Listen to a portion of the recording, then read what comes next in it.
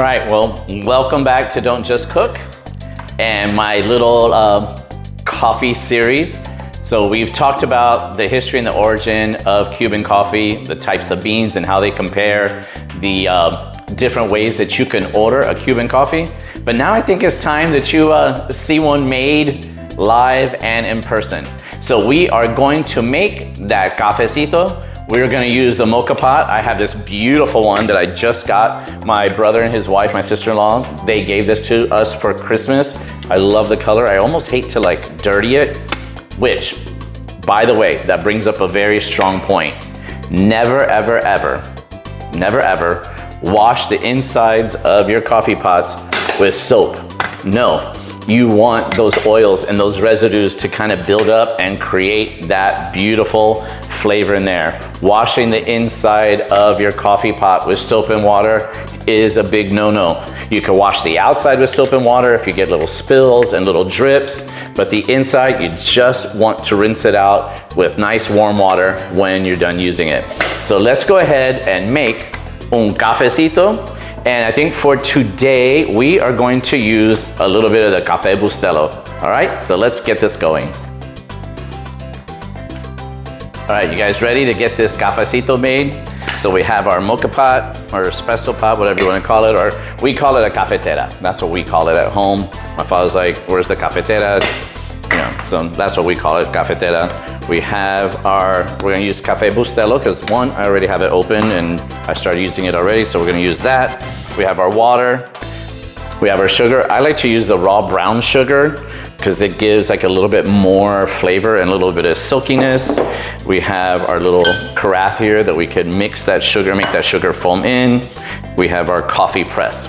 So first thing you wanna do is open up your pot. You have your filter and your water basin. So you can see the little steam release here. So that's where you want to fill your water up to. So we're gonna use some filtered water and we're gonna fill it right just under where that little steamer screw is. Perfect. So we have that in there. Then we're gonna put our filter back in. And now we're gonna fill it with the coffee.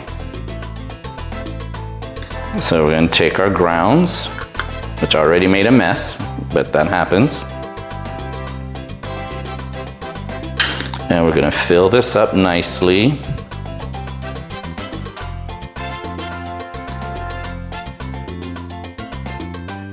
I just love the smell of coffee. It smells so good. Got that nice and full.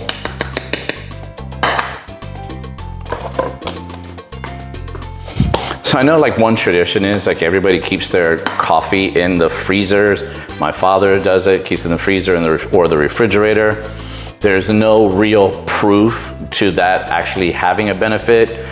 You know, I believe once upon a time, because of the way things were, and you had to preserve things as long as possible. I think that's where that originated, but there is no proof that it actually helps.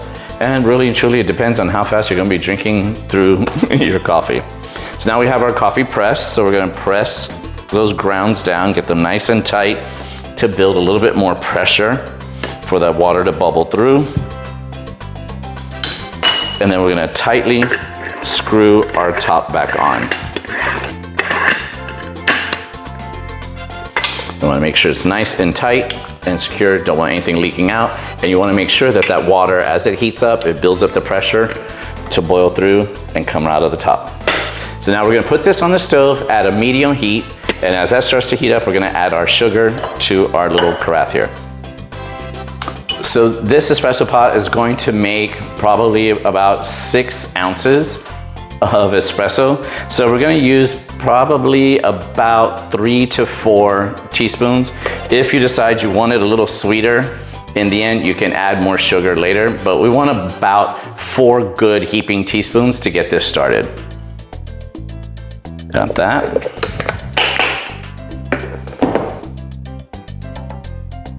Now we just have to wait for those first few drops of espresso to come out of our little cafetera.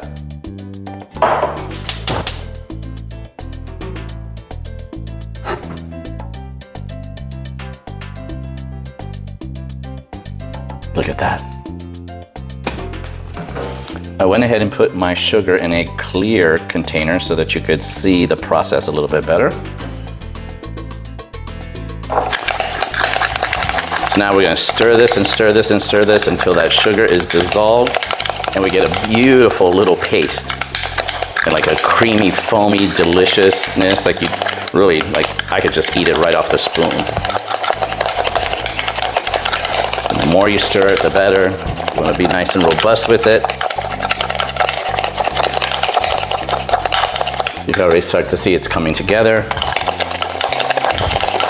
We're gonna turn the pot off. Let it finish brewing. See that? You smell that sugar starting to caramelize with the heat of the coffee and the aroma of the coffee starting to come through.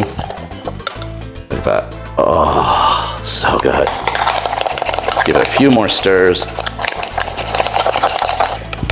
Yeah, look at that. So yummy. And now we can add our coffee to it.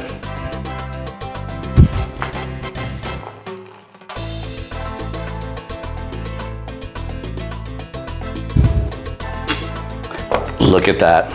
Look at that beautiful layer of crema from the coffee itself on top.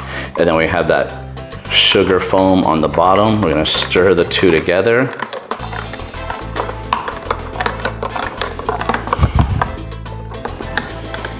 Oh my God, so good. Look at that beautiful layer of crema. Got the robust coffee, got that sweetness, and now we're ready to give it a taste.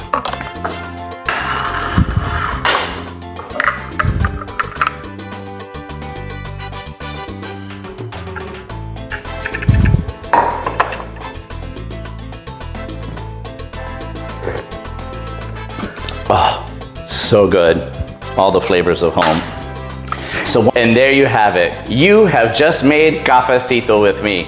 Thank you so much for joining me today as we explored the beautiful, rich, bold flavors and caffeine of a true Cafe Cubano. Now that we have our Cafesito made, we could share this with friends and family as you would with a colada. Or you could steam a little bit of milk to make your cotarito, or a little bit more milk to make your café con leche, which is the perfect beverage for breakfast and even for lunch with a little Cuban sandwich or some Cuban toast.